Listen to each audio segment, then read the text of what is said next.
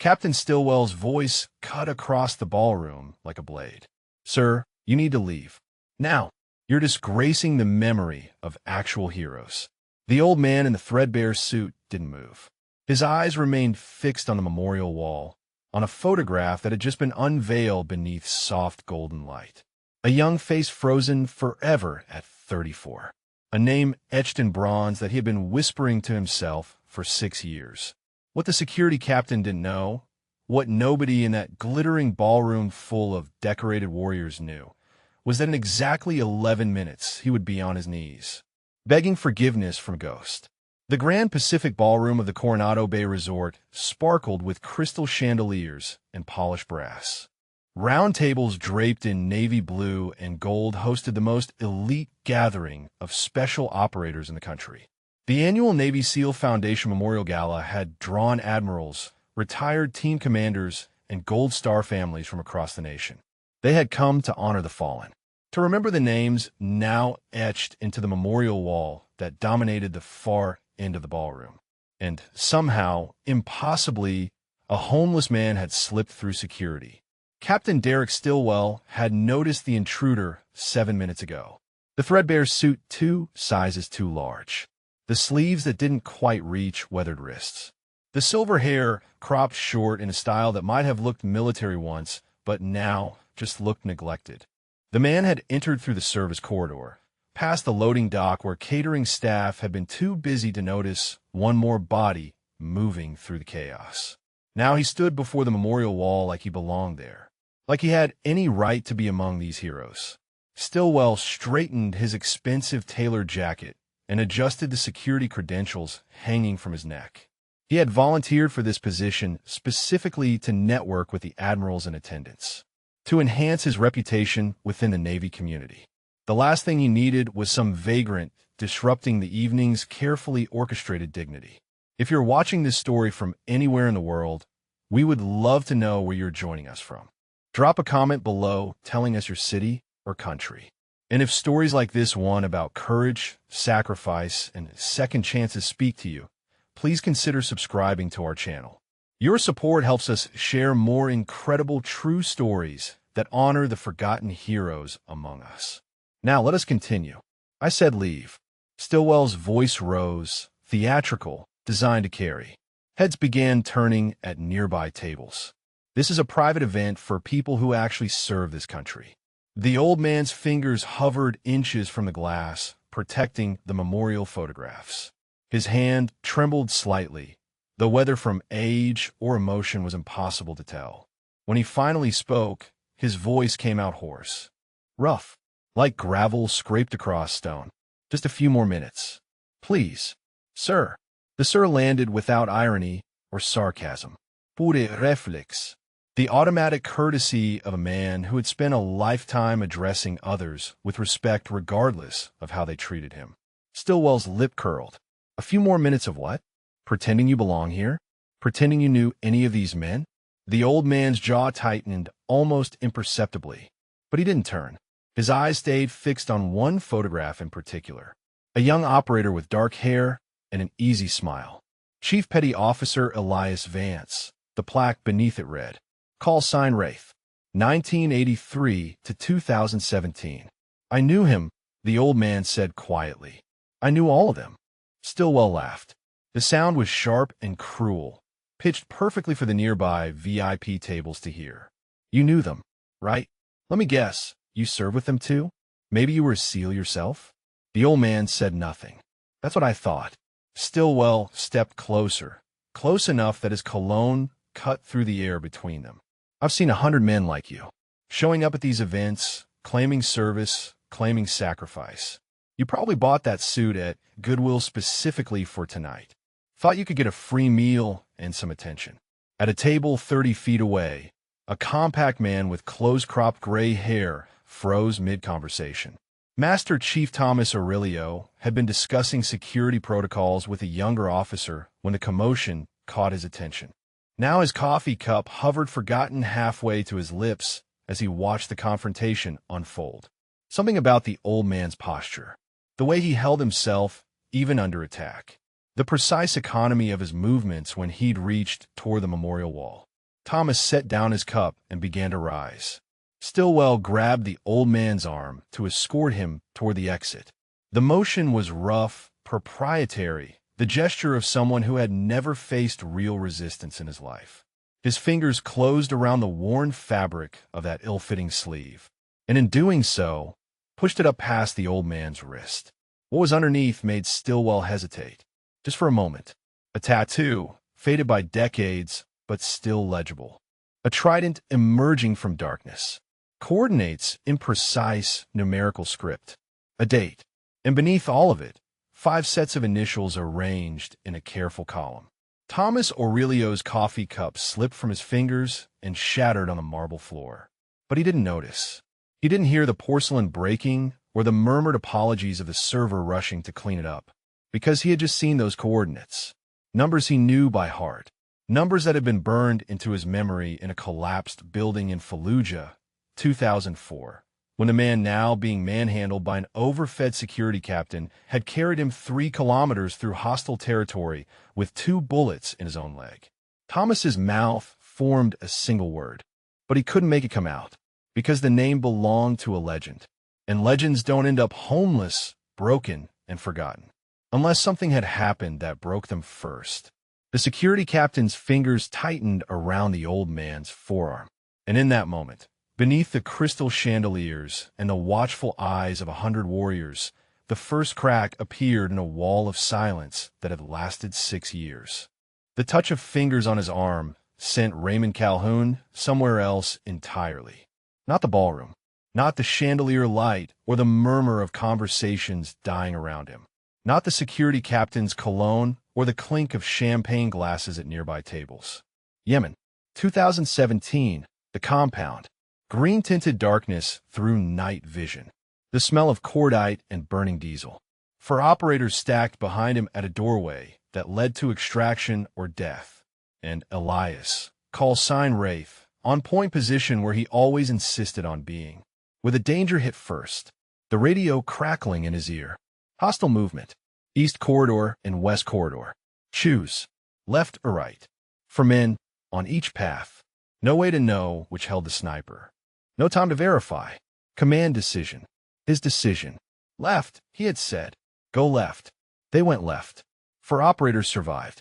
The sniper had been on the right.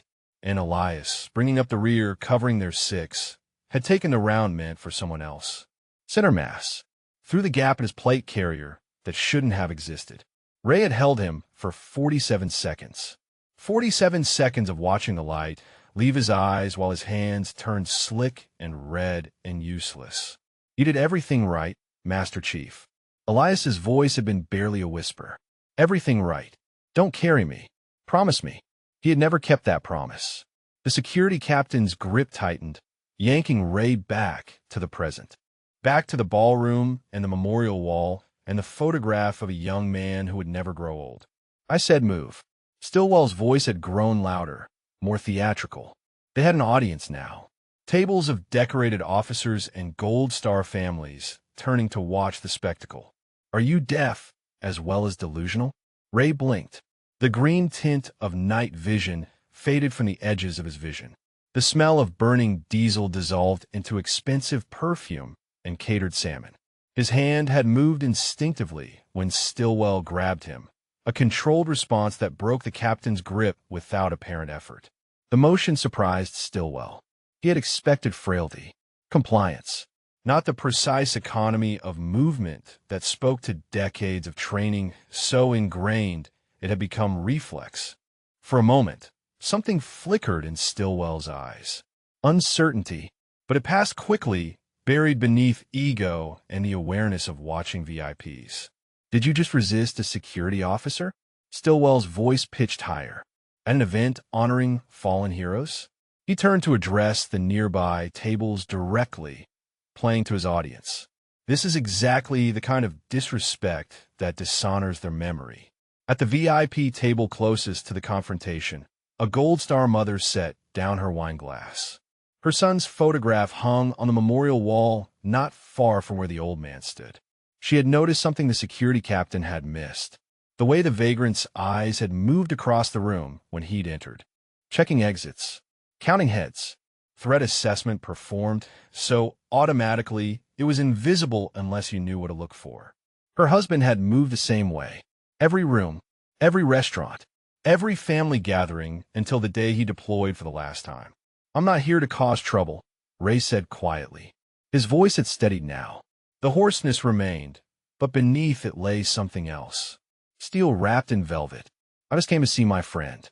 "Your friend?" Stillwell laughed again, that sharp performative sound.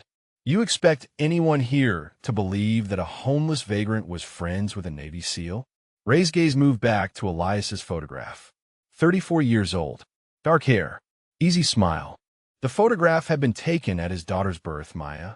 He had held her exactly twice before deploying for the last time. "He was more than a friend," Ray said. "He was my brother." Stillwell's face reddened. The contradiction infuriated him. The quiet dignity in the face of his attacks. The refusal to cower or plead or behave the way homeless men were supposed to behave. Brother, right? Stillwell reached for Ray's collar, grabbing for the chain visible beneath the worn fabric of his borrowed shirt. "Then explain these." He yanked the dog tags free, letting them catch the chandelier light. "Where'd you get them? Army surplus store? $5 at a flea market?" The tags were worn smooth by decades of constant wear. Standard military issue, the text nearly illegible from years pressed against skin.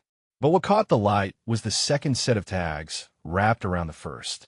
Newer, the edges still sharp. Chief Petty Officer Elias Vance. The name was clearly visible. Blood type, service number, religious preference. The dog tags of a dead man, wrapped around the tags of a ghost. 30 feet away, Thomas Aurelio had risen from his seat.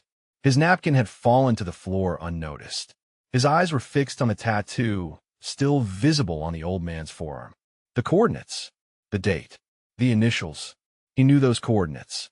He had been carried through them. He had bled on the ground they marked. And he had spent 23 years owing his life to the man who had refused to leave him behind.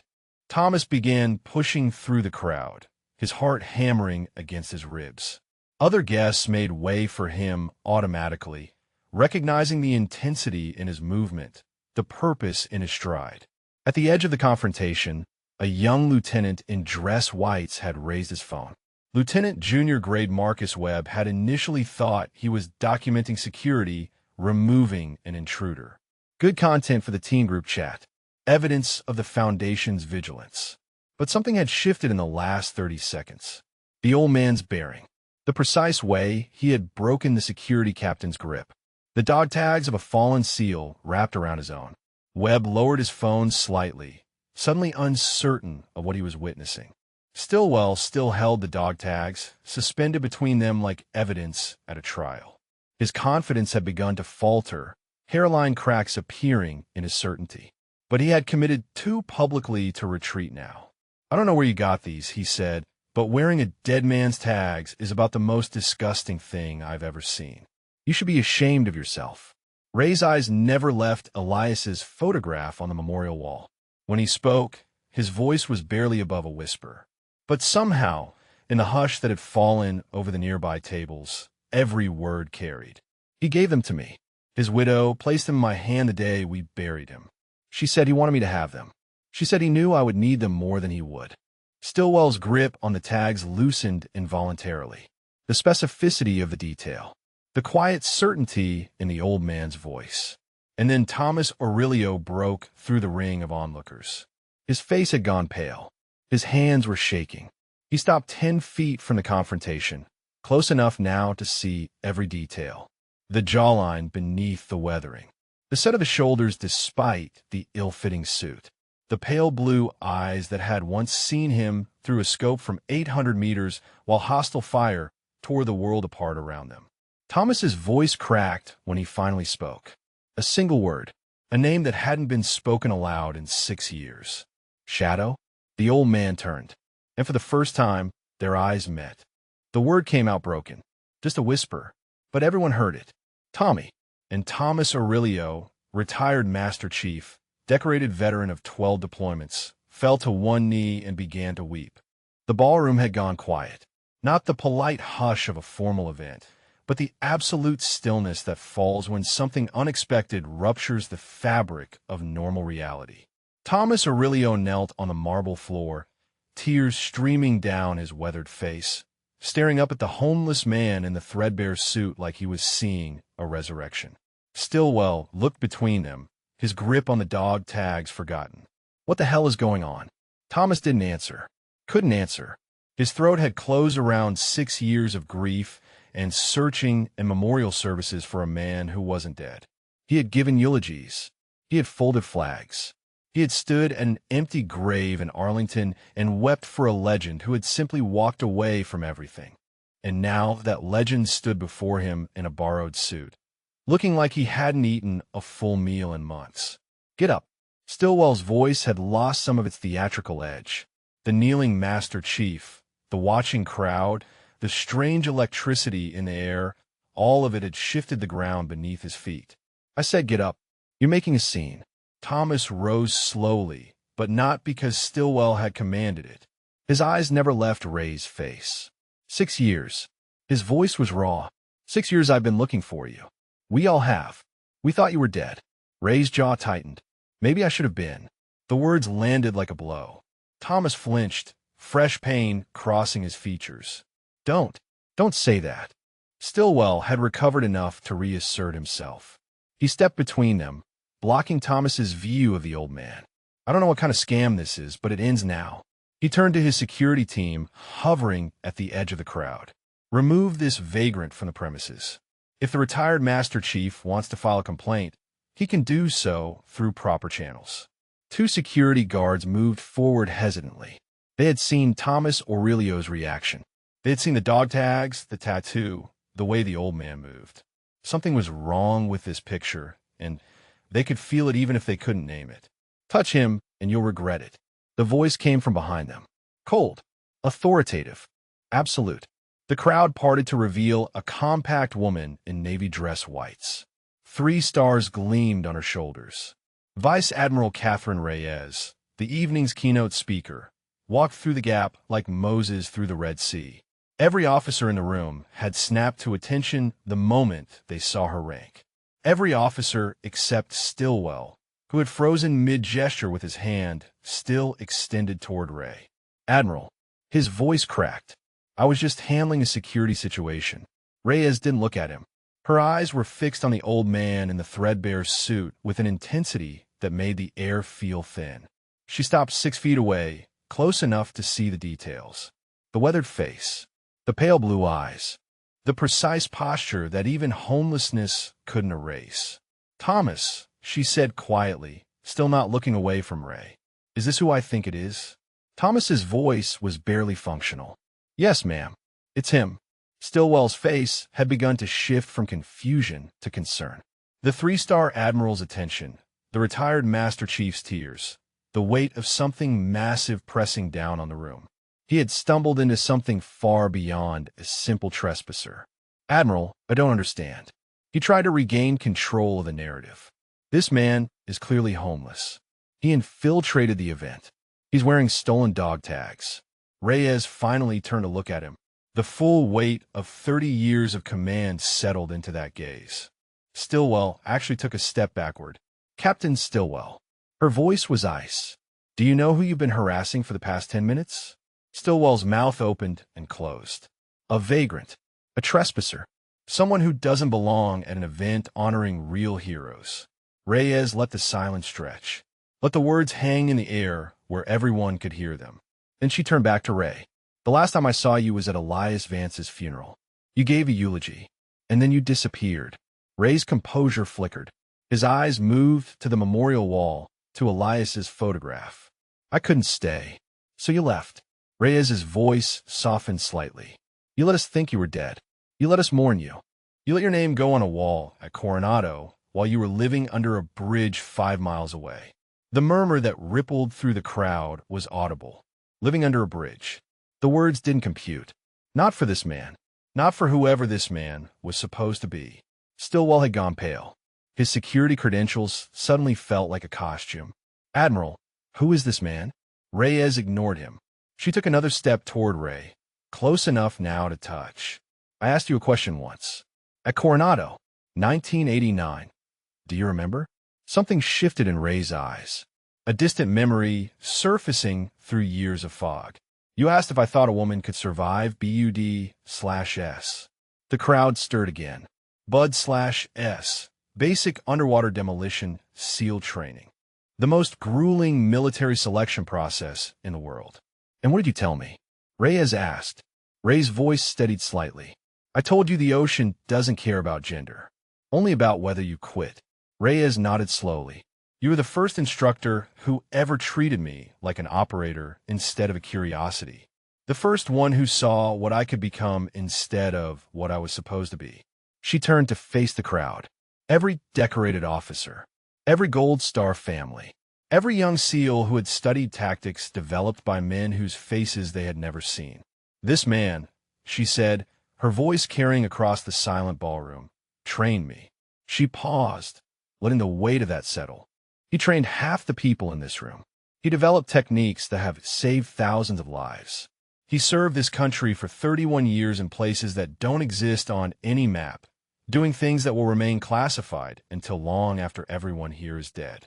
Stillwell had begun to tremble. His face had gone from pale to ashen. Admiral, I didn't know. How could I have known?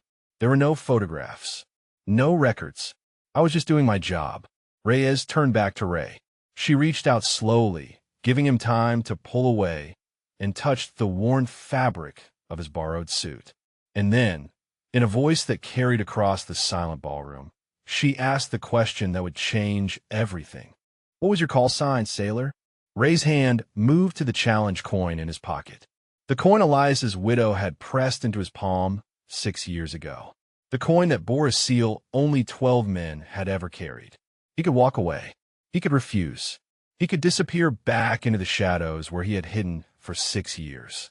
But Elias's face was on that wall, and Elias deserved better than to be defended by a ghost. Ray straightened. His shoulders rolled back. His chin lifted. And for the first time in 6 years, the homeless man disappeared. Something else took his place. The ballroom held its breath. Ray stood motionless before the memorial wall, the question hanging in the air between him and the 3-star Admiral. What was your call sign, sailor? 7 words that demanded an answer he had buried for 6 years. His fingers closed around the challenge coin in his pocket, worn smooth on one side from years of handling. The trident emerging from darkness, still sharp on the other. He had held this coin every night under the bridge, had traced its edges in the dark while he whispered names to ghosts who couldn't hear him. The coin had belonged to Elias first, before Yemen, before the compound, before left instead of right. BUD/S Class 247. Ray had been an instructor then, 23 years into a career that had already made him a legend in communities that officially didn't exist. He had seen thousands of candidates ring the bell, surrender to the cold and the sand and the endless punishment of training designed to break everyone who attempted it. But Elias Vance hadn't broken. Ray remembered the moment he first noticed him. Hell Week, Day 4.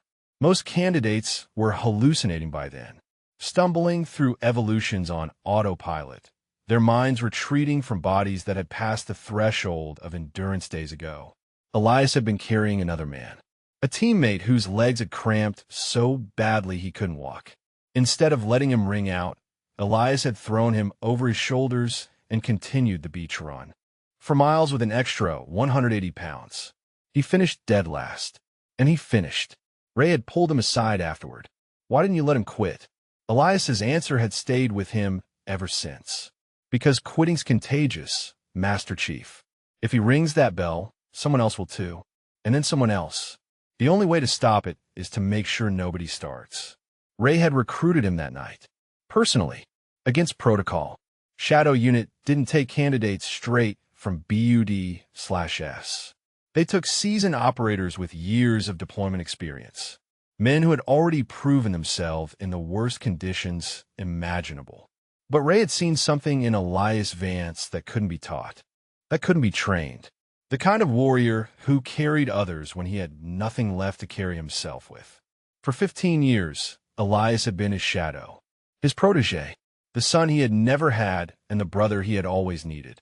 They had deployed together to every corner of the world's darkness, had bled together, had buried friends together, had saved each other's lives so many times they had lost count. Afghanistan, a compound outside Kandahar. Ray had taken a round through his shoulder. The pain had been white-hot, blinding, the kind that turns the world into a narrow tunnel of survival instinct.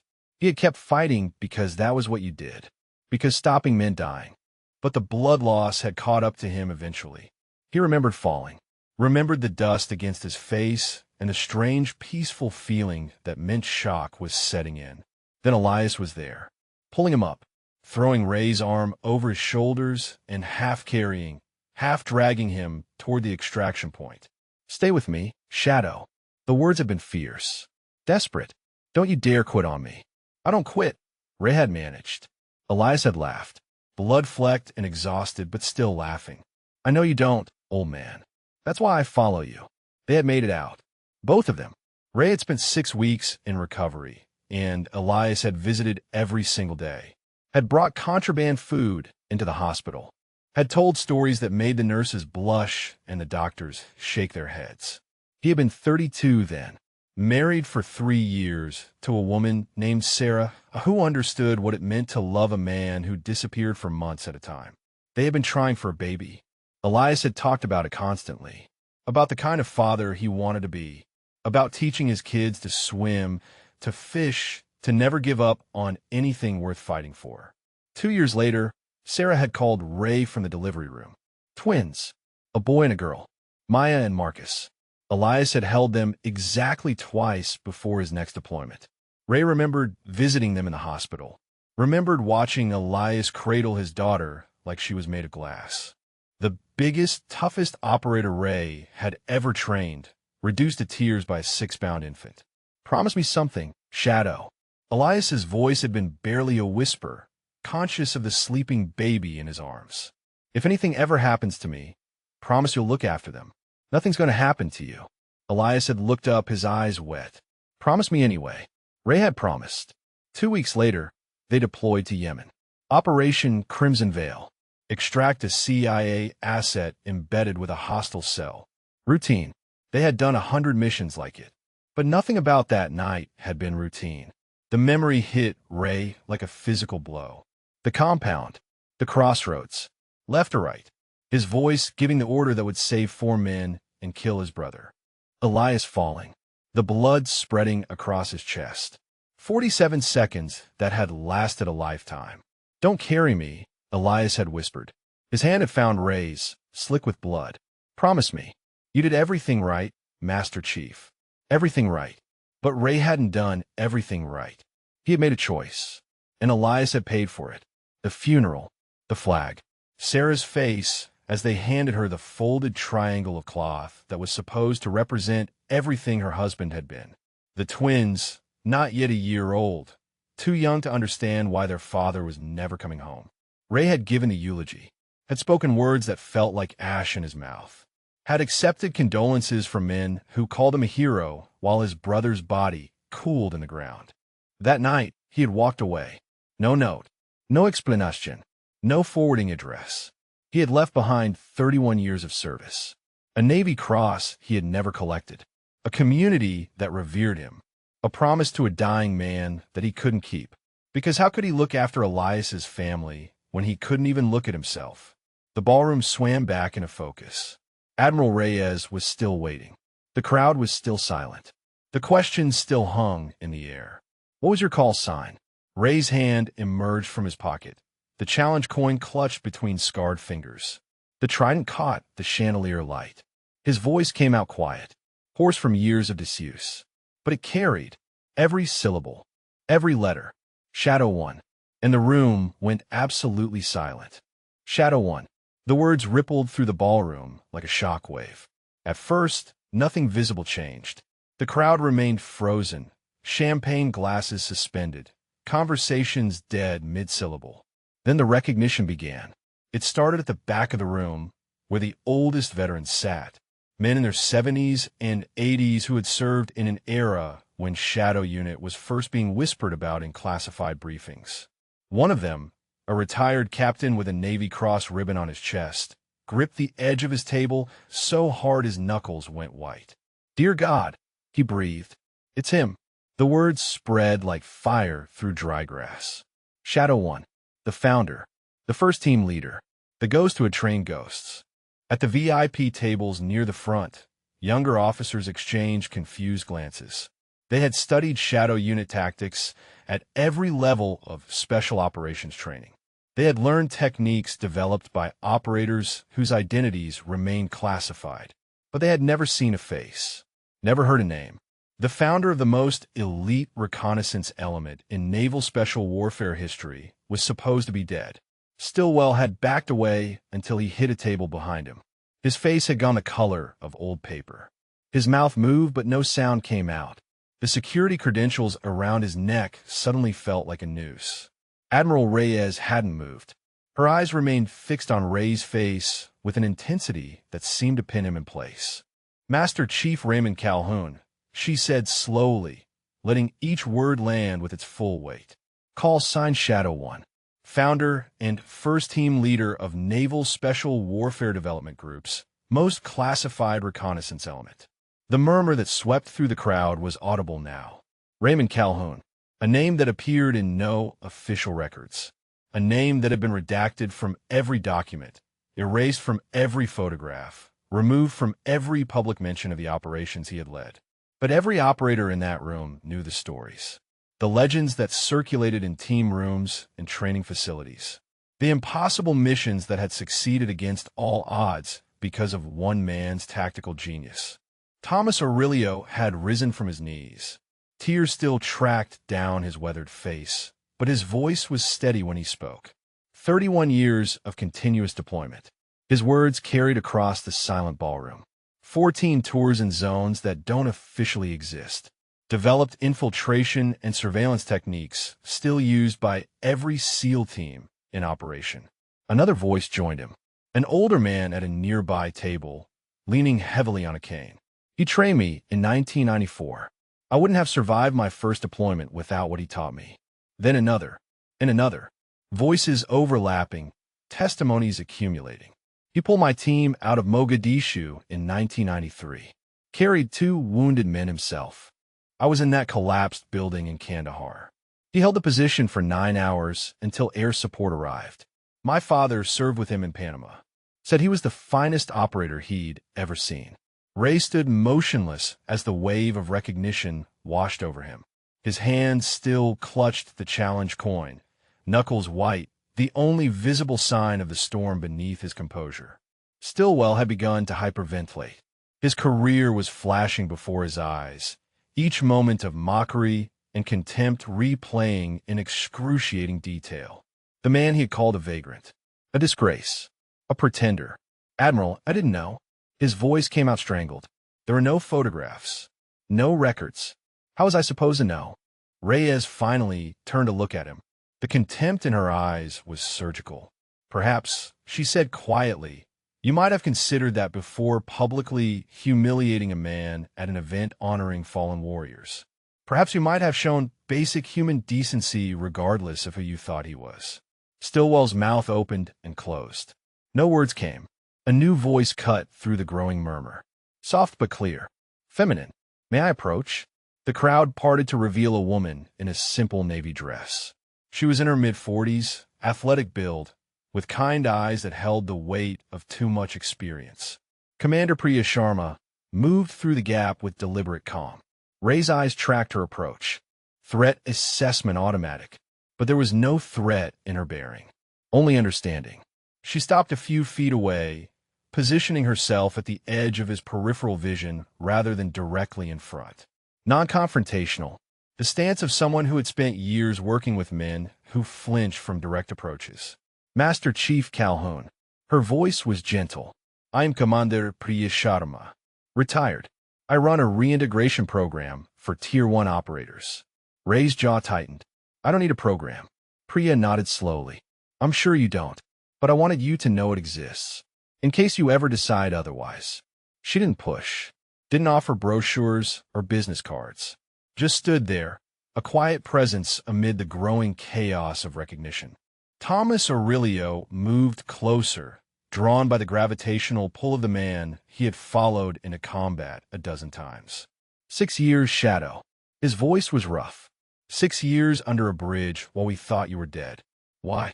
Ray's eyes moved to the memorial wall, to Elias's photograph. The easy smile, the dark hair, forever 34. Because I made a call. His voice was barely audible. Left instead of right. And Wraith paid for it. Thomas's face crumpled. That wasn't your fault. You saved 4 operators with that call. I lost one. The words fell like stones into still water. The silence that followed was heavier than anything that had come before. At the edge of the crowd, Lieutenant Webb had lowered his phone. The recording was still running, capturing everything. But his hands were shaking now. He had studied Shadow Unit at BUD/S, had analyzed their techniques, memorized their protocols, dreamed of one day being good enough to join their ranks. He had never imagined meeting the man who had created all of it, and he had certainly never imagined meeting him like this. A commotion at the ballroom entrance drew scattered attention. Security personnel were conferring with someone. Voices raised. A woman's voice insistent. Then a single word cut through the noise. A name spoken with desperate hope. Raymond? Ray's head turned toward the entrance. His face went pale. His composure, maintained through public humiliation and painful revelation, finally cracked. Standing in the doorway, holding the hand of a 3-year-old girl with dark hair and her father's eyes, was Sarah Vance, Elias's widow, the woman Ray had been hiding from for 6 years. The ballroom seemed to tilt on its axis. Ray stared at the woman in the doorway, his carefully maintained composure shattering like glass on marble. Sarah Vance, Elias's widow, the woman whose husband had died in his arms while he whispered promises he couldn't keep.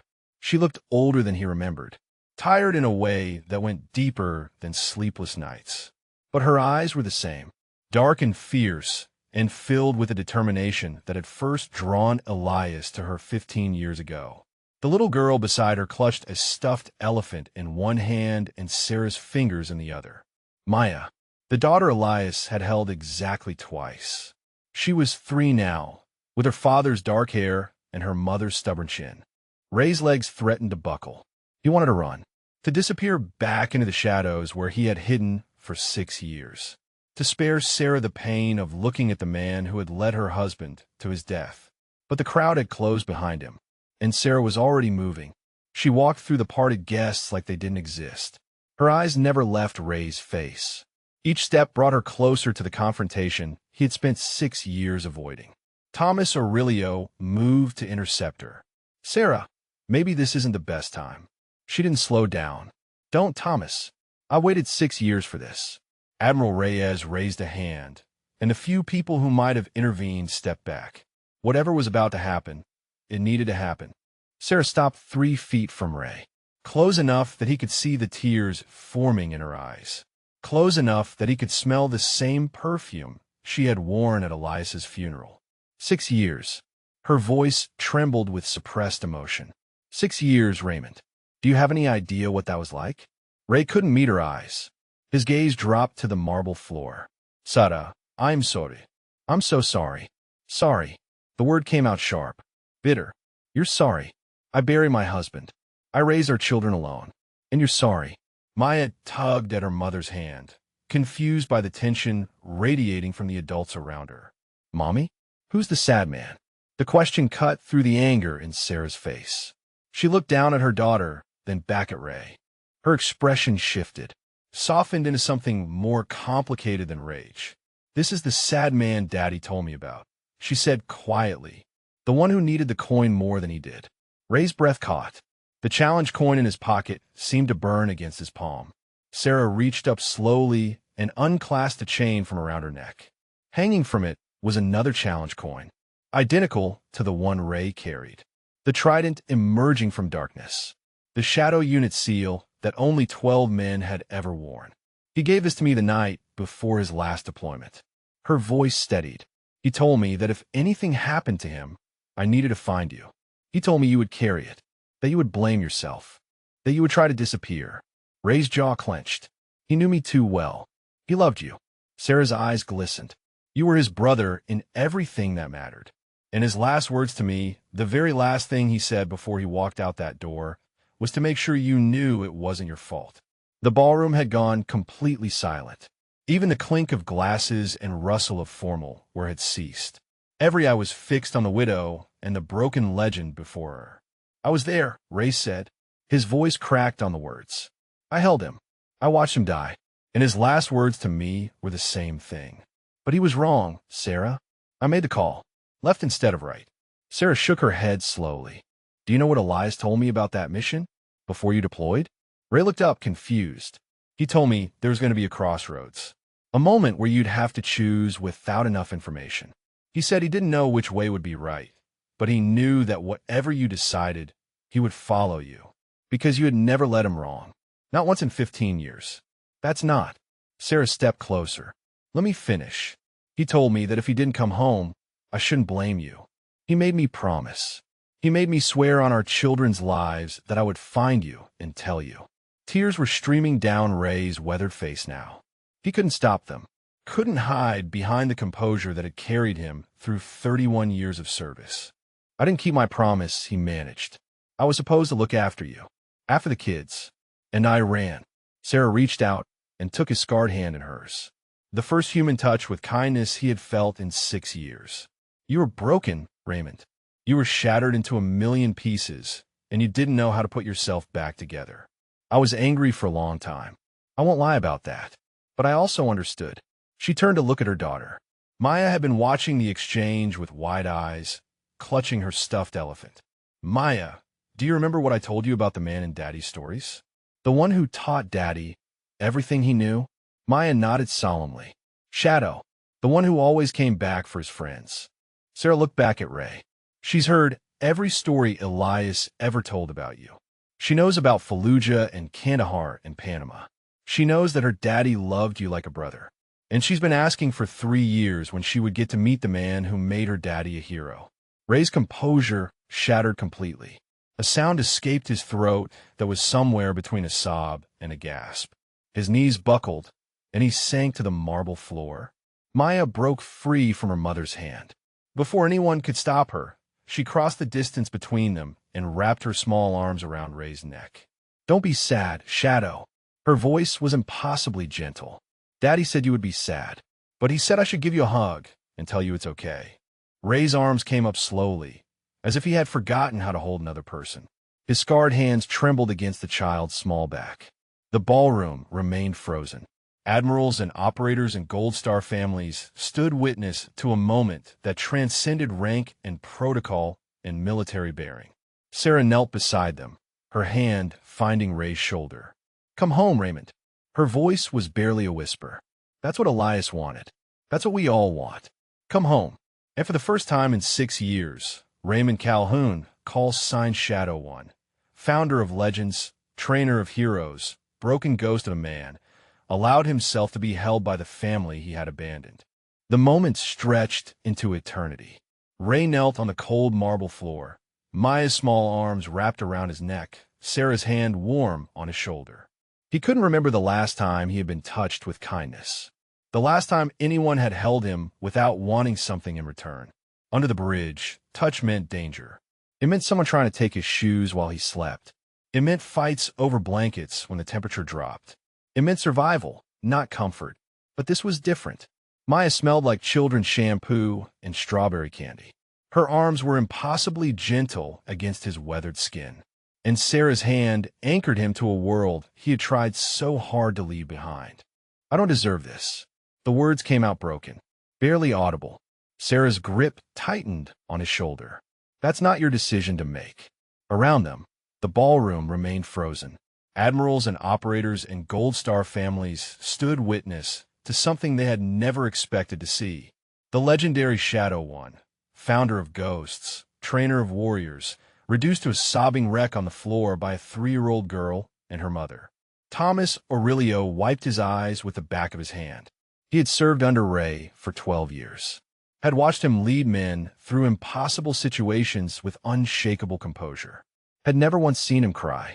Admiral Reyes stood apart from the crowd, her expression unreadable. She had built her career on the foundation Ray had laid, had become the first female flag officer in naval special warfare because a young instructor had once told her that the ocean didn't care about gender. Now that instructor knelt broken before her, and she understood something she had never considered: the weight of being a legend, the cost of being the one who always had to have the answers. Maya pulled back slightly, her small hands finding Ray's weathered cheeks. She studied his face with the intense seriousness that only children can muster. "You look tired, Shadow." Her voice was matter-of-fact. "Daddy said you'd be tired. He said you carry too much." Ray's breath caught. Elias had told her, had prepared her, had somehow known, even before Yemen, that this moment would come. "What else did Daddy tell you?" His voice was rough. Maya scrunched her face in concentration. "He said you taught him everything. He said you saved his life lots and lots of times." She paused, remembering. "He said you would be sad when he went to heaven. But he said I should tell you something important." Ray waited, afraid to breathe. Maya leaned closer, as if sharing a secret. "Daddy said that you did everything right, and that he loves you, and that you should stop hiding and come home." The words hit Ray like a physical blow. The same words Elias had whispered in that compound in Yemen. "You did everything right, Master Chief." The same absolution he had refused to accept for 6 years. But hearing them from this child, this perfect miniature version of his lost brother, something shifted. Something cracked open in the wall he had built around his heart. "He told you that?" Ray's voice trembled. Maya nodded solemnly. "Lots of times. He said you would need to hear it lots and lots before you believed it." Sarah's eyes were wet. "He recorded videos for them, before every deployment, just in case. The last one, the one before Yemen, he spent most of it talking about you, telling Maya and Marcus what to say when they finally met you." Ray looked up at her. "Marcus? He's with my mother tonight." Sarah managed a small smile. "He's 6 now. Looks exactly like Elias. Same stubborn streak, too."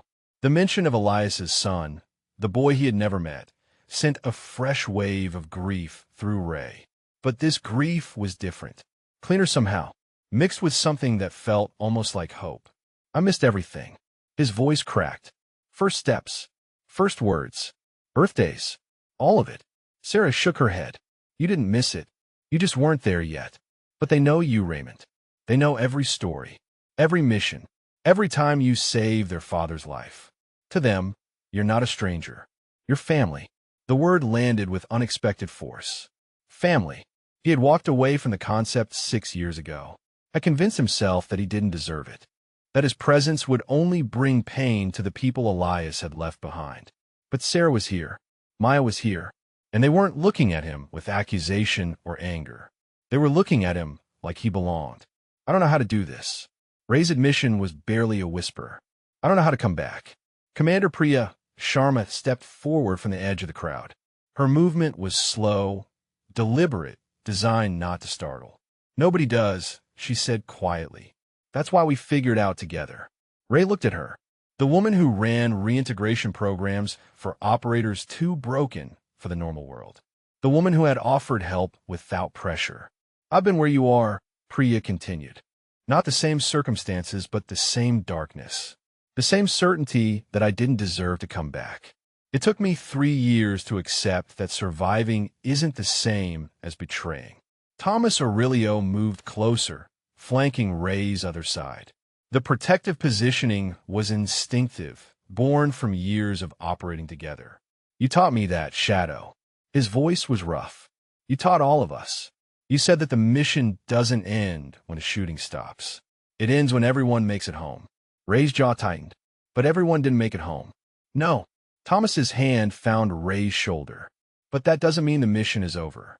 It means there's still work to do." Admiral Reyes finally spoke. "The Navy declared you dead 3 years ago, Master Chief." She paused. "I think it's time we corrected that mistake." Ray looked up at her. The 3 stars on her shoulders gleamed under the chandelier light. The woman he had trained 32 years ago, now one of the most powerful officers in the Navy. "What happens now?" His voice was uncertain. Reyes's expression softened slightly. "That depends on you. But I can tell you this. Every person in this room owes you something. A technique that saved their life. A lesson that made them better. A standard that pushed them past what they thought was possible. We don't abandon our own, Master Chief. Not ever. Maya tugged at Ray's sleeve. Does that mean you're coming home with us, Shadow? Ray looked at the child. At Sarah. At Thomas and Priya and Admiral Reyes. At the crowd of warriors who had stood witness to his unraveling. He thought about Elias. About the promise he had broken. About the videos his brother had recorded, preparing his children to meet the man he knew would try to disappear. Elias had known him better than he knew himself. And maybe, just maybe, Elias had been right. Ray's hand found Maya's small fingers. He squeezed gently. I don't know if I can, he said honestly, but I think I'm ready to try. The silence that followed Ray's words was different from before. Not the stunned quiet of revelation, but something softer. Something that felt like the first breath after nearly drowning. Thomas Aurelio extended his hand. Ray looked at it for a long moment. The hand of man he had carried through Fallujah. The hand of a brother who had spent 6 years searching for him. He took it. Thomas pulled him to his feet with the easy strength of a man who had never stopped training. Ray swayed slightly, his legs unsteady after the emotional collapse. But Thomas held firm, one hand gripping Ray's, the other steadying his shoulder. Welcome back, Shadow. Thomas's voice was thick. We missed you. Before Ray could respond, movement at the edge of the crowd caught his attention. Stillwell, the security captain, had been edging toward the exit, trying to disappear into the periphery of a scene he had catastrophically misjudged. Admiral Reyes noticed him at the same moment. Captain Stillwell. Her voice cut across the ballroom like a blade. I don't recall dismissing you. Stillwell froze. His face had gone gray, the arrogance of an hour ago replaced by naked terror. He turned slowly, like a man facing a firing squad. Admiral, I can explain. Reyes raised a single eyebrow. Can you? Please. I'm fascinated to hear how you explain publicly humiliating a 31-year veteran, accusing him of stolen valor, demanding he remove the dog tags of a fallen brother. The crowd had shifted its attention to Stillwell now. The judgment in their eyes was palpable. These were men and women who had earned their place in this room through sacrifice and service. They had watched one of their own be degraded by a man who had never heard a shot fired in anger. I was doing my job. Stillwell's voice cracked. He looked like a trespasser. He wasn't on the guest list. I had no way of knowing that he was a human being. Reyes's tone could have frozen steel. That he deserved basic dignity regardless of his appearance. Thomas Aurelio stepped forward, positioning himself between Stillwell and Ray. 6 years ago, I gave a eulogy for this man. His voice carried across the silent ballroom. I stood at an empty grave in Arlington and talked about what he meant to us, what he had sacrificed, the nation he had served in shadows so the rest of us could sleep safely. He turned to face the crowd, gesturing at the memorial wall behind him. Every name on that wall, every photograph, represents someone who gave everything. And this man, he pointed at Ray, trained more of them than anyone in the history of naval special warfare. He built the foundation that we all stand on. Thomas's eyes found Stillwell again. And you called him a disgrace. You called him a pretender. You put your hands on him and tried to throw him out of an event honoring the very men he trained. Stillwell's mouth opened and closed. No words came out. A new voice spoke from the crowd. Senior Chief Nathan Blackwood stepped forward. He was missing his left arm below the elbow, the sleeve of his dress uniform pinned neatly to his shoulder. I was in Yemen. His voice was steady. Operation Crimson Veil. I was one of the 4 who survived because Shadow One made the call that night. He moved to stand beside Ray. More movement in the crowd. 3 other men pushing forward. Lieutenant Commander Evan Walsh. Chief Warrant Officer Derek Okonkwo. Master Chief Petty Officer Lucas Tremblay. The 4 survivors of Yemen. The 4 men Ray had saved by choosing left instead of right. They formed a line in front of him, facing Stillwell, facing the crowd, a wall of living testimony. Wall spoke next. I was ready to die that night. We all were, but Shadow didn't let us. He made a call with no good options, and he saved our lives. Okonkwo's voice was rougher. I held Wraith when he died. I was there, and his last words weren't blame. They were absolution.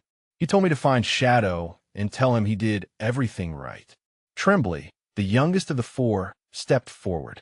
I've spent 6 years trying to live up to what Shadow taught me.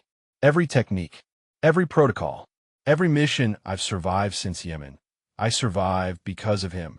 He turned to face Ray directly. We've been looking for you, Master Chief. All of us. We never stopped. Ray's composure threatened to crack again. He had spent 6 years believing he had failed these men, that his choice had cost them a brother they could never forgive him for losing. But they were here, standing in front of him, not with accusations, but with gratitude. Stillwell had pressed himself against the wall now, trying to become invisible. The weight of what he had done settled over him like a shroud. Admiral Reyes moved toward him slowly. Captain Stillwell, your conduct this evening has been a disgrace to the uniform you claim to respect. She stopped directly in front of him. I will be personally contacting the Foundation Board tomorrow to recommend your immediate removal from all Navy-affiliated volunteer positions. Stillwell's face crumpled. Admiral, please. My reputation should have been considered before you decided to humiliate a homeless veteran for sport. Reyes's voice was ice. Before you performed your cruelty for an audience of VIPs you were hoping to impress. She leaned closer. You wanted to network with admirals tonight, Captain. Congratulations. You have my complete attention. Stillwell looked like he might be sick. His carefully constructed evening had collapsed into ruins. The admirals he had hoped to impress had witnessed his disgrace. The reputation he had cultivated for years had been destroyed in minutes. A soft hand found Ray's arm. Sarah had moved beside him, Maya still clutching her other hand. Don't watch this, she said quietly. He's not worth your attention. Ray looked at her, at the woman who had every right to hate him, who had instead crossed a ballroom to welcome him home. Why? His voice was barely audible. Why don't you blame me? Sarah's eyes glistened. Because Elias told me not to. Because he knew this would happen. Because he loved you enough to prepare for the day you would need forgiveness more than punishment. She squeezed his arm. And because I've had 6 years to realize that blame doesn't bring anyone back. It just creates more ghosts. Maya tugged at Ray's hand. Shadow? Are you coming home now? Ray looked down at the child, at her father's eyes looking back at him, at the trust in her face that he had done nothing to earn. He thought about the bridge, the cold concrete and the rats, and the endless nights of whispering names to the darkness. The penance he had assigned himself for a crime that no one but him believed he had committed. Then he thought about Elias, about the videos he had recorded, about the message he had left for this exact moment. You did everything right, Master Chief. Stop hiding and come home. Ray knelt down, so he was eye level with Maya. He reached into his pocket and pulled out the challenge coin. The trident caught the light as he pressed it gently into her small palm. Your daddy gave me this, he said quietly. He told me to hold on to it until I was ready to stop running. I think it's time I gave it back to where it belongs. Maya looked at the coin, then back at Ray. Does this mean you're staying? Ray's voice cracked. Yeah, little one. I think it does. Maya clutched the challenge coin like it was made of gold. Her small fingers traced the trident emerging from darkness, the same way her father's fingers had traced it 1,000 times before. Mommy, look. She held it up to Sarah. Shadow gave me Daddy's coin. Sarah's eyes met Ray's over her daughter's head. The weight of the gesture wasn't lost on her. That coin had been Ray's only connection to Elias for 6 years. His talisman, his burden, and he had just placed it in the hands of a 3-year-old girl. Thank you, Sarah said quietly. The words carried more than gratitude. The ballroom had begun to stir. The frozen tableau of the last hour was thawing into movement and murmured conversation. But no one approached the small group at the center. They understood that something sacred was happening, something that demanded space and reverence. Admiral Reyes broke the silence first. Master Chief Calhoun, I believe we have some administrative matters to address. Ray looked up at her. The 3 stars on her shoulders seemed less imposing now. She wasn't an admiral in this moment. She was a woman who had trained under him 32 years ago, trying to help a man who had once helped her. Administrative matters? His voice was hoarse. The Navy declared you dead. Reyes allowed a slight smile to cross her face. I imagine there's paperwork involved in resurrecting you. Thomas Aurelio laughed. The sound was unexpected, almost startling in the emotional weight of the evening. First time I've heard of someone having to prove they're alive. The laughter spread, nervous at first, then genuine. The tension that had gripped the ballroom began to release. People remembered how to breathe. Ray found himself smiling. It felt foreign on his face. The muscles had forgotten the motion somewhere in the last 6 years. There's also the matter of your Navy Cross. Reyes's voice grew more formal. The one you never collected. Ray's smile faded.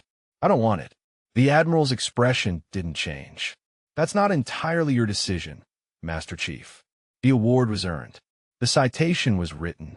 The only thing missing is the presentation. I made a choice that killed a man. You made a choice that saved 4 men. Reyes's voice was gentle but firm. The same choice any operator in that situation would have made. The same choice Elias Vance would have made if the positions were reversed. Ray opened his mouth to argue, but Sarah spoke first. He's right, you know. Her voice was soft. Elias told me about the crossroads scenario. He said there was never a right answer, just a choice and consequences. He said the only wrong decision was not deciding at all. The 4 Yemen survivors had remained in their protective formation around Ray.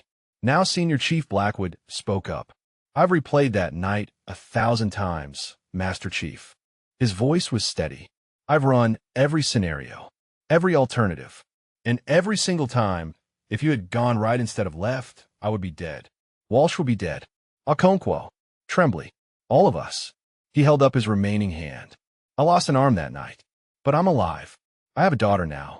She's 3 years old, same as Maya, and she exists because you made the call you made. Ray's jaw tightened. But Wraith. Okonkwo stepped forward. Wraith was rear security. He was covering our 6. If we had gone right, the sniper would have hit the point man instead. Me. I would have taken that round. And Wraith would have spent the rest of his life carrying the same guilt you've been carrying. The logic was brutal, inescapable. Ray had spent 6 years constructing an architecture of blame, and these men were dismantling it brick by brick. There was no version of that night where everyone lived, Master Chief. Tremblay's voice was quiet. Wraith knew that. We all knew that. The only question was how many would die, and you made sure it was as few as possible. Tears tracked down Ray's weathered face. He didn't try to hide them anymore. The armor he had built over 6 years had cracked too many times tonight to hold anything back. Commander Priya Sharma moved closer. She had been watching from the periphery, giving the moment its space. But now she sensed an opening. Master Chief, I've worked with hundreds of operators struggling with survivor's guilt. She spoke quietly, for his ears alone. The architecture of blame you've constructed is the most elaborate I've ever seen. It will take time to dismantle, but you don't have to do it alone. Ray looked at her, the woman who had offered help without pressure, who had recognized his wounds before anyone else had spoken a word. I don't know how to let go, he admitted. Nobody does it first. Priya's smile was gentle. That's what the work is for. Lieutenant Webb had lowered his phone at some point during the confrontation. The recording was still saved, but he no longer felt right about having it. He had come to this gala hoping to network, to advance his career, to rub shoulders with legends. He had never expected to witness one being reborn. Sir? He stepped forward hesitantly. Master Chief Calhoun? Ray turned toward the young officer. The dress whites, the eager face, the hunger to prove himself that Ray remembered from his own youth. I studied your techniques at BUD/S. Webb's voice trembled slightly. Every instructor referenced shadow unit protocols. We analyzed your operations. We trained on your methods. I just wanted you to know that everything I am as an operator, I owe to you. He came to attention and saluted. It was slightly off regulation, the gesture of someone still learning the weight of the tradition. But it was sincere. Thank you, sir, for everything. Ray's hand came up automatically. The return salute was crisp, precise, the muscle memory of 31 years overriding 6 years of neglect. Carry it forward, son. His voice was rough. That's how you thank me. Carry it forward. The salute held for a moment. Then Webb dropped his hand and stepped back, his eyes bright with something that looked like reverence. Around them, other officers had begun to move. One by one, they approached the small circle. Some offered salutes. Others offered handshakes. A few simply stood nearby, bearing witness. The Gold Star mother, who had noticed Ray's tactical awareness earlier, pushed through the crowd. She stopped in front of him, her eyes wet. "My son served under you in 2008. She reached out and took his hand. He came home because of what you taught him. He lived another 6 years because of you. Thank you." Ray had no words. He simply held her hand and nodded. More came. More stories. More gratitude. The legacy Ray had tried to bury resurfacing with every face, every testimony. Admiral Reyes watched the procession with something approaching awe. She had known Shadow One was respected. She had not fully understood that he was revered. When the last well-wisher had stepped back, she moved forward. "Master Chief Raymond Calhoun." Her voice carried across the ballroom. "The Navy owes you a debt that can never be fully repaid. But we intend to start trying." She turned to address the crowd. "I am hereby officially requesting that Master Chief Calhoun's death declaration be rescinded and his service record restored." She paused. "And I am personally recommending him for the position of Senior Advisor to the Naval Special Warfare Development Group." A murmur rippled through the crowd. The position she was describing didn't officially exist. She was creating it on the spot. Ray stared at her. "Admiral, I can't." "You can." Reyes's voice was firm. "You will.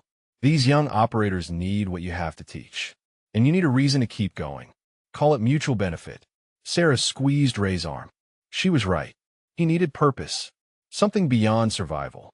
Something worth staying alive for. Maya tugged at his hand. "Does this mean you'll teach me too, Shadow?" Ray looked down at her. At her father's eyes. At the future Elias had died protecting. He knelt, so he was eye level with her again. "I'll teach you everything, little one. Starting with the most important lesson." "What's that?" "Never quit." Ray's voice cracked. "No matter how hard it gets. No matter how much it hurts. You never, ever quit." Maya nodded solemnly. "Daddy said the same thing." Ray's heart clenched. "I know. I taught him." The crowd had formed a loose circle around them now.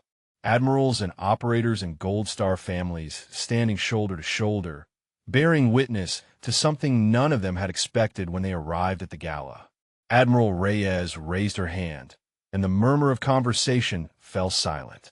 "Before we proceed with the evening's program, I believe there is unfinished business." She turned to face the memorial wall, where Elias Vance's photograph hung among the fallen. "Tonight we gathered to honor those who gave everything. Chief Petty Officer Elias Vance was one of them." Ray's breath caught. He had been so consumed by his own exposure that he had almost forgotten why he came. The 6th anniversary. The unveiling. The chance to say goodbye. Reyes continued. "What most of you don't know is that Wraith's final mission was Operation Crimson Veil in Yemen, 2017. A mission so classified that even its existence remains officially denied." She paused, letting the weight of the words settle. "For operators survived that mission. They're standing in this room tonight, and they survived because of a decision made by the man who trained them. A decision that haunted him so deeply that he walked away from everything he had built and everyone who loved him." Ray felt Sarah's hand tighten on his arm. Maya had grown quiet, sensing the gravity of the moment. "The Navy does not comment on classified operations." Reyes's voice took on a formal cadence. "But I can tell you this. The tactical decision made that night saved 4 American lives and preserved critical intelligence that prevented 3 separate attacks on American soil. The cost was 1 operator, 1 brother, 1 hero." She turned to face Ray directly. "Chief Petty Officer Elias Vance died following his team leader into danger, exactly as he had done for 15 years. He died covering his brother's retreat, exactly as he had trained to do. He died a hero, and his sacrifice has never been officially recognized." Ray's vision blurred with tears. He had never heard the mission spoken of aloud, had never known that the intelligence Elias died protecting had actually meant something. Tonight, that changes. Reyes reached into her jacket, and withdrew a small velvet box. By order of the Secretary of the Navy, I am authorized to posthumously award Chief Petty Officer Elias Vance the Navy Cross for extraordinary heroism in combat. A gasp rippled through the crowd. The Navy Cross, the second highest decoration for valor in the entire Navy, given only for actions that went far beyond the call of duty. Sarah's free hand flew to her mouth. Ray could feel her trembling beside him. Reyes opened the box to reveal the medal. The bronze cross with its sailing ship gleamed under the chandelier light. Mrs. Vance, the Admiral's voice softened. Would you and your daughter please step forward? Sarah looked at Ray, uncertain. He nodded gently, releasing her arm. Go. This is for him.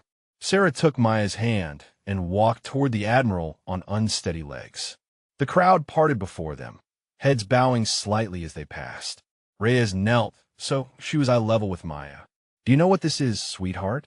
Maya shook her head, clutching the challenge coin Ray had given her. This is a medal. Reyes's voice was gentle. It's given to very brave people who do very brave things. Your daddy was one of the bravest people who ever lived. And this medal is for him. Maya looked at the bronze cross with wide eyes. It's pretty. Reyes smiled. It is. And your mommy is going to keep it safe until you're old enough to understand what it means. She rose and placed the velvet box in Sarah's hands. Mrs. Vance, on behalf of a grateful nation, please accept this medal in recognition of your husband's supreme sacrifice. Sarah's tears fell freely now. She clutched the box to her chest, her body shaking with silent sobs. The ballroom erupted in applause. Not the polite applause of formal events, but something raw and real. Operators who had known Elias, families who had lost their own, officers who understood the weight of the medal now resting in a widow's hands. Ray watched from his place in the crowd. Pride and grief, and something he couldn't name, swelled in his chest until he thought it might burst. Thomas Aurelio appeared beside him. You did this, Shadow. Your decisions saved 4 men and preserved intelligence that saved thousands more. Wraith knew what he was doing.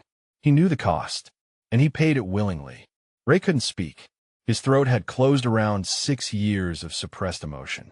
The applause faded gradually. Sarah and Maya returned to Ray's side, the metal box clutched in Sarah's hands.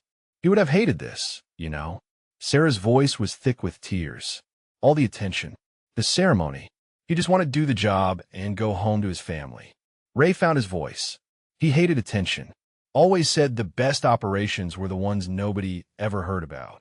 Sarah laughed through her tears. That sounds like him. Maya tugged at Ray's hand.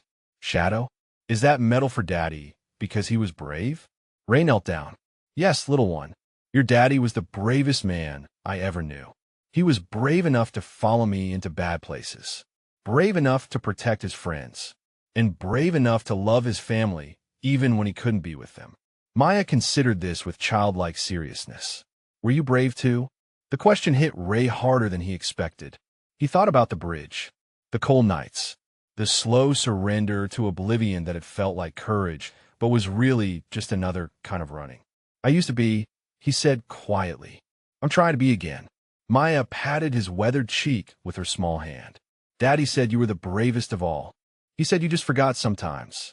The words pierced through the last of Ray's defenses.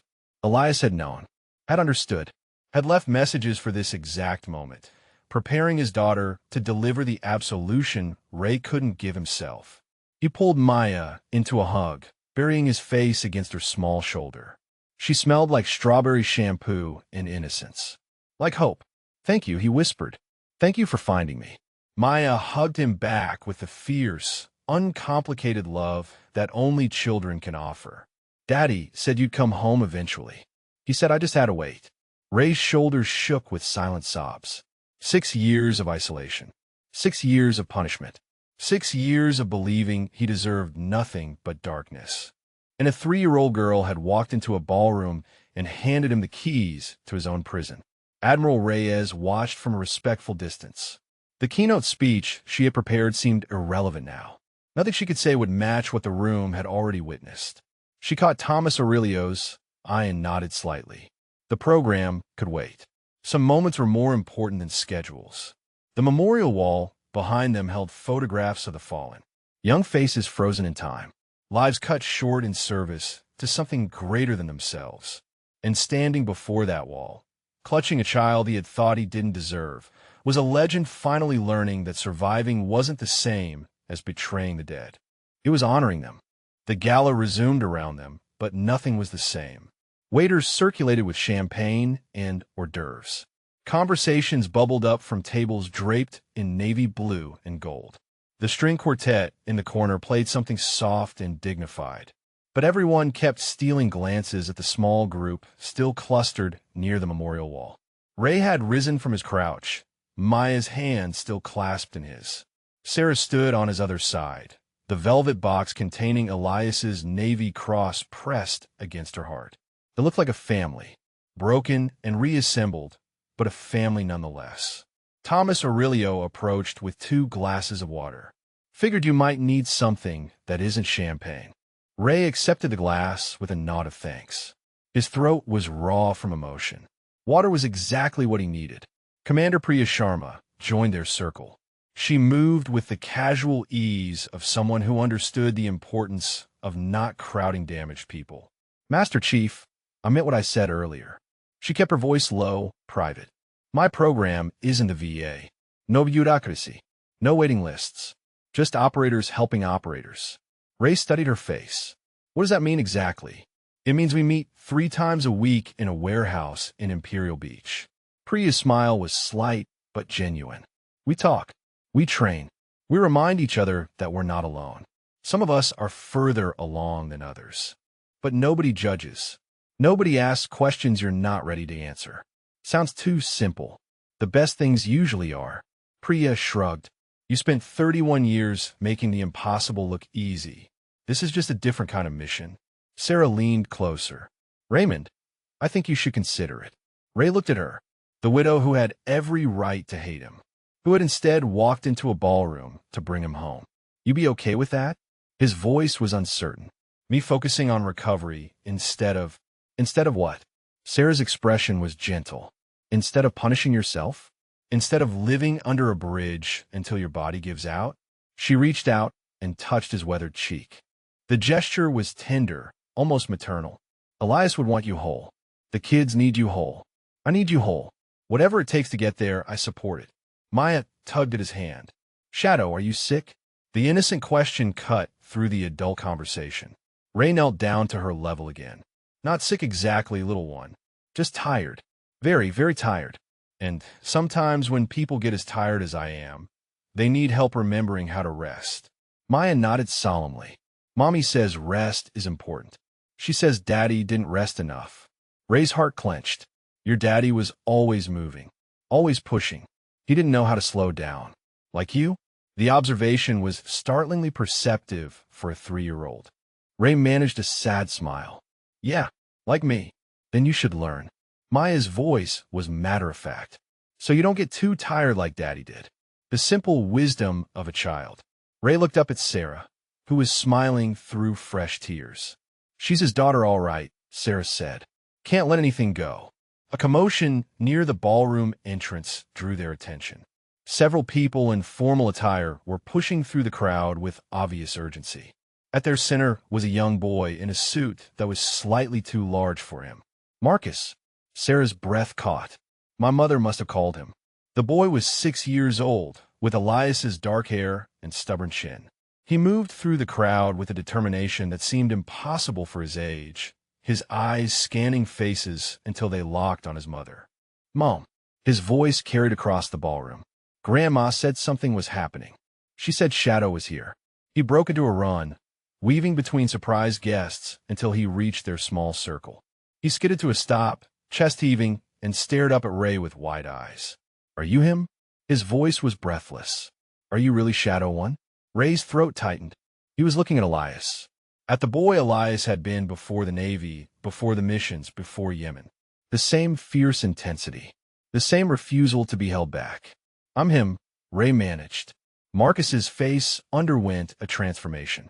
Wonder and grief and desperate hope, all flickering across features that were too young to carry such weight. Daddy talked about you all the time. His voice cracked. He said you were his best friend. He said you taught him everything. He said if anything ever happened, you would come find us. Ray's eyes burned. I'm sorry it took so long.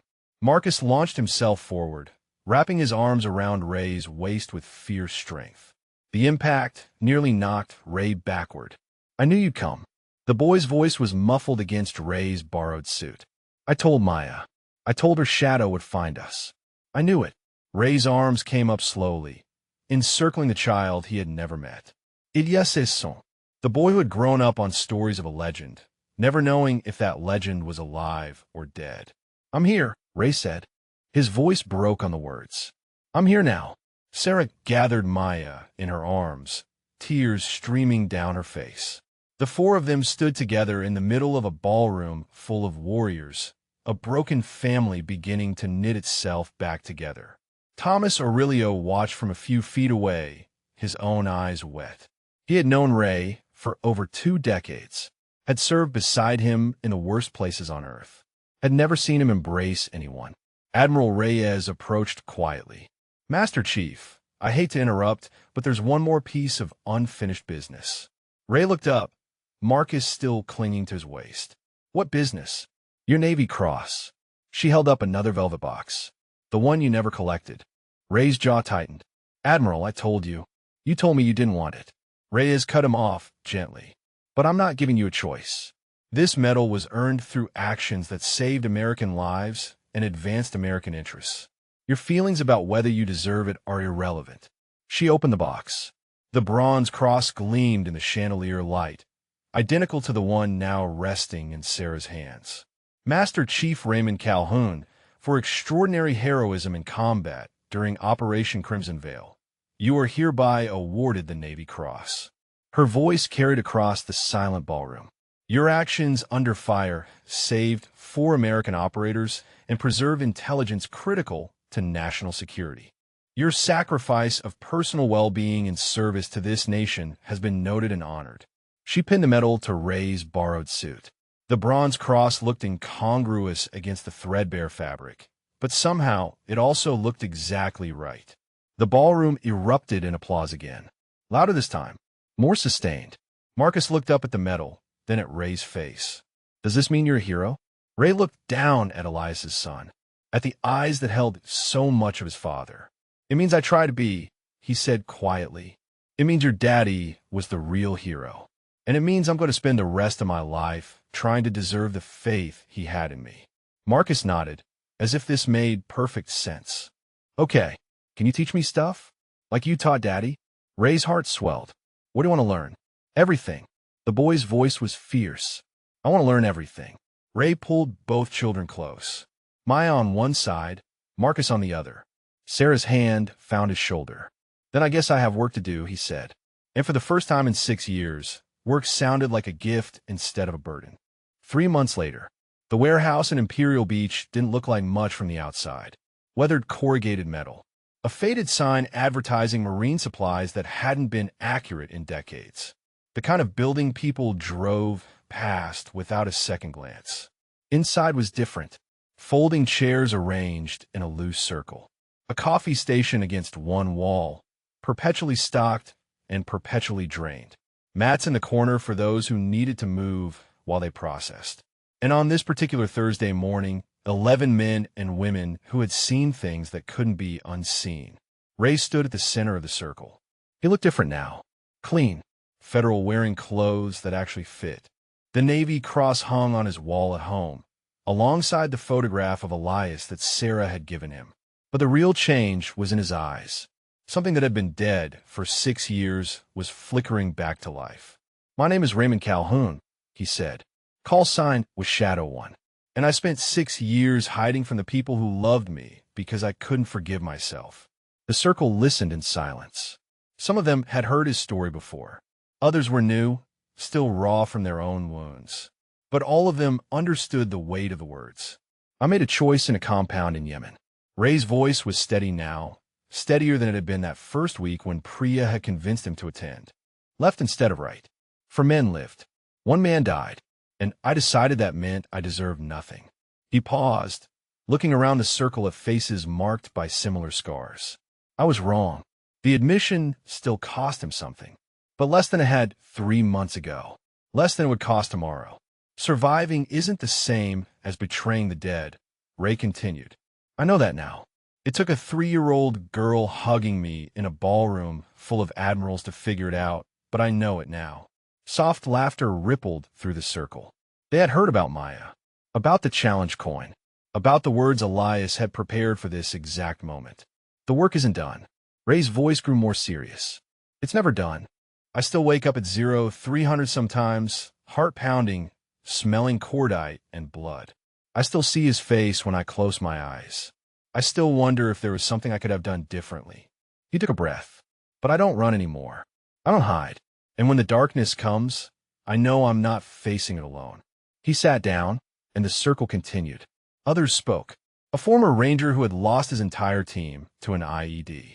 A Navy corpsman who couldn't forget the Marines she couldn't save. A Green Beret who had spent 2 years homeless before Priya found him. Each story was different. Each wound was unique.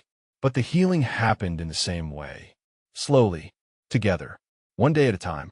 After the session ended, Ray stood outside the warehouse, watching the Pacific glitter in the morning sun. The same ocean where he had trained thousands of operators. The same water that had shaped him into a legend. Priya appeared beside him. You did good in there. Ray shrugged. Just told the truth. That's the hardest part for most people. Priya smiled. Took me 2 years before I could say my story out loud without breaking down. Ray considered this. How long before it stops hurting? Priya's smile turned sad. I'll let you know when I figure that out. They stood in comfortable silence, watching the waves. You going to the base this afternoon? Priya asked. Ray nodded. Admiral Reyes set up a briefing with the new SEAL candidates. Want me to talk to them about operational planning. The senior advisor position had turned out to be more than a title. Reyes had created an actual role, complete with security clearances and access to training facilities. Ray spent 3 days a week at Coronado now, teaching young operators the techniques that had kept him alive for 31 years. It felt like purpose. It felt like paying forward what Elias had paid for. The kids treating you okay? Priya asked. Ray smiled. The expression came easier now. They're terrified of me. Think I'm some kind of ghost who came back from the dead to judge their form. Aren't you? Ray laughed. The sound surprised him, even now. Maybe a little. He drove to Coronado with the windows down, salt air filling the car. The guard at the gate snapped to attention when he saw Ray's credentials. Word had spread through the naval special warfare community like wildfire. Shadow 1 was alive. Shadow 1 was back. Shadow 1 was teaching again. The briefing room was full when he arrived. 30 young faces, barely out of BUD/S, looking at him with a mixture of awe and terror.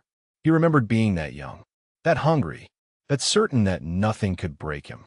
He had been wrong about a lot of things back then. Afternoon, gentlemen. He stood at the front of the room, hands clasped behind his back. I'm Master Chief Raymond Calhoun. Some of you may have heard stories. Most of those stories are exaggerated. Some of them aren't. He paused, letting them absorb this. I'm not here to tell you your stories. I'm here to teach you how to make decisions when there are no good options. How to lead when everyone is looking to you for answers you don't have. How to carry the weight of command without letting it crush you. He thought of Elias, of Yemen, of left instead of right, and how to forgive yourself when you get it wrong. He added, because you'll get it wrong. All of you. The question is what you do afterward. The briefing lasted 2 hours. Ray walked them through scenarios, decision trees, the psychological architecture of command. He was harder on them than their regular instructors, but also more honest. He told them about his mistakes as well as his successes, about the nights he still couldn't sleep, about the names he still whispered in the dark. When it was over, one young ensign approached hesitantly. Master Chief, is it true what they say, that you lived under a bridge for 6 years? Ray studied the young man's face. Genuine curiosity, not judgment. It's true. How did you come back? Ray considered the question. He thought about Sarah and Maya and Marcus, about Thomas and Priya and Admiral Reyes. about a ballroom full of warriors who had refused to let him disappear. I didn't, he said finally. I was brought back by people who wouldn't give up on me even when I'd given up on myself. The ensign nodded slowly, processing this. Ray put a hand on his shoulder. Remember that, son. When you're out there, when everything goes wrong and you want to disappear, remember that someone is waiting to bring you home. Your job is to let them. He left the base as the sun was setting, painting the Pacific in shades of gold and crimson. Sarah's house was 20 minutes away. His house now, technically. The guest room had become his room. The family had become his family. Maya met him at the door, challenge coin clutched in her hand as always. Shadow, we made cookies. Ray scooped her up, marveling at how natural the motion had become. What kind? Chocolate chip. Marcus helped. The boy appeared behind his sister, flowers streaked across his cheek. I did most of the work. Ray set Maya down and ruffled Marcus's hair. Then you can have most of the cookies. Sarah emerged from the kitchen, wiping her hands on a towel. How was the briefing? Good. Ray kissed her cheek. The gesture still felt new. Wonderful. Unearned. They're good kids. Scared but good. Dinner's almost ready. Sarah smiled. Wash up. Both of you. Ray obeyed, herding the children toward the bathroom. The domesticity of it still startled him sometimes. The normalcy. The warmth. After dinner, after homework and bedtime stories and the small sacred rituals of family life, Ray stood alone on the back porch. The stars were out. Somewhere overhead, satellites tracked across the sky, carrying data from operations he would never know about. He pulled out his phone and opened the voice memo app. A ritual he had started 3 months ago. Hey, brother. His voice was soft, meant only for the dead. Day in 93. Kids are good. Sarah is good. I'm still here. Still trying. He paused, watching a plane's lights blink across the darkness. I taught a new class today. 30 operators who might live because of what I showed them. It doesn't make up for losing you. Nothing will. But I'm starting to understand that maybe it doesn't have to. Tears pricked at his eyes, but he didn't fight them anymore. I love you, Wraith. I miss you every day, and I'm going to keep carrying you forward until there's nothing left to carry. He ended the recording and slipped the phone back into his pocket. Inside the house, Maya was calling for him. Shadow, you promised to read the story. Ray smiled. Coming, little one. He took one last look at the stars. Then he turned and walked back into the warmth and light, leaving the shadows where they belonged. Behind him. If this story moved you, if it reminded you that second chances are possible, that heroes can be found in the most unexpected places, please subscribe to our channel. And right now on your screen, you will see another incredible story waiting for you. Click it, watch it, and remember, every person you pass on the street has a story. Some of them might just be legendary. Thank you for watching.